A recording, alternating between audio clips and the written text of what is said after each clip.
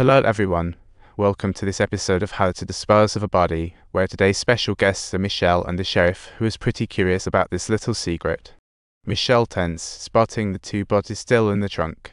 He hurried after, shielding with his body. Subtitle: Before leaving, the sheriff warned them the mountains were unsafe lately after nearly being attacked by a bear. A humorous yet helpless reminder. Couples frantically searched online for body disposal methods. One idea, use a pig, which eats all except teeth. Problem is, pigs are really slow eaters.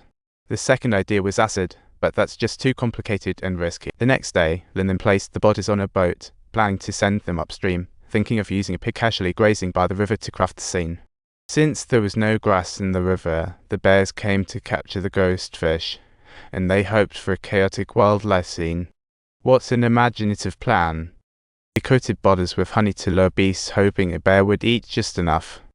If they fake it well enough, they can stage an accident. How imaginative. The next day, Lyndon checked and found the bodies completely intact, with not a scratch on them. What luck. They even stumbled upon another unfamiliar body nearby. Casey guessed the river brought in the body, but little did he know, it was linked to the notorious black bear. Days earlier, drug dealers crossed the border to smuggle drugs and met a dreaded black bear in the woods. Three comrades hid quickly, while Vilo was chased by the bear and was ultimately pushed to the edge of a cliff. Casey made a new decision. He's always full of bright ideas. To wrap up all this mess, he decided to put the bodies back in the car and make it look like a regular traffic accident. To cover up the truth, they planned to dispose of that unrelated corpse together. Michelle stumbled upon a phone. What a lucky find. Casey said they could give the phone as a Christmas gift to their son since the deceased no longer needed it. Soon after, the police were alerted that 3 bodies had been discovered in an abandoned vehicle. Michelle remembered he forgot to dispose of the handgun and went to the crime scene with Casey to try and hide the gun in the car. They found the scene was already cordoned off by the police and had to take a back route to the grocery store. The sealed trunk caught the sheriff's attention. Michelle struggled inside. He couldn't accept this deception, believing they weren't bad people, just caught in an accident. Casey seemed calm on the surface but had realized that the notion of being good people didn't hold up in the eyes of the law. Michelle's desire to confess stemmed from fear, while he believed it was about principle and conscience. He didn't want to dwell in guilt any longer. Casey was hesitant about handling the money, but Michelle insisted that integrity and the moral line were important. At this point, the sheriff made a crucial breakthrough. The deceased were not ordinary tourists but drug dealers. They had serious drug trafficking records, and the sheriff quickly recalled their connection to last year's drug dealings with the couple. Meanwhile, a photo from the crime scene caught the sheriff's eye. What an unexpected discovery. In the back seat, a hairpin appeared. It seemed ordinary but perfectly matched the style of the sheriff's daughter. After questioning, Blanche admitted she had borrowed the car from her boyfriend, but there were no bodies inside at that time. This turned everyone's expectations up. Michelle and Casey sought out the sleazy club owner, hoping he could forge an alibi for the night of the incident, offering him a hefty reward. The next day, Casey unexpectedly found out that Michelle had secretively bought a big TV with the ill-gotten gains and even paid off a pile of family debts. He was absolutely furious.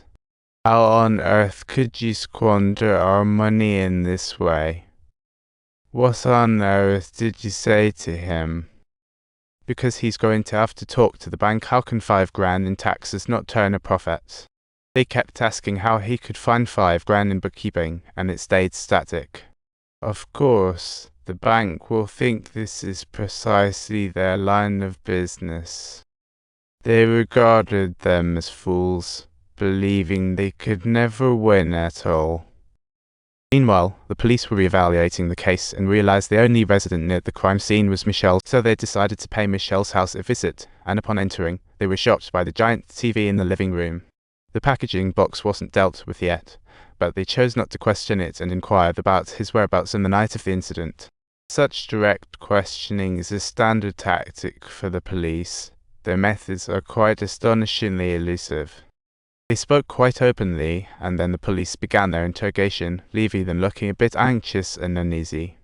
When asked about the specific dates, he kept mumbling he was sleeping in his room that night, which felt a bit suspicious. It was clearly evident that the couple was lying, as they didn't see Michelle and her husband at all at the club that night. Unable to bear his conscience, Michelle sought out a priest to confess everything, pouring out all his fears and guilt. The priest listened quietly without judgment, yet a glint appeared in his eyes. Michelle mentioned the 2 million euros in the bag.